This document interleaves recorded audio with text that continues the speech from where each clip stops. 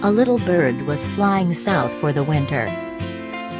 It was so cold, the bird froze, and fell to the ground in a large field. While it was lying there, a cow came by and dropped some dung on it. As the frozen bird lay there in the cow dung, it began to realize how warm it was. The dung was actually thawing him out. He lay there, all warm and happy, and soon began to sing for joy. A passing cat heard the bird singing, and came to investigate. Following the sound, the cat discovered the bird under the pile of cow dung, and promptly dug him out and ate him. Moral of the story: not everyone who drops shit on you is your enemy.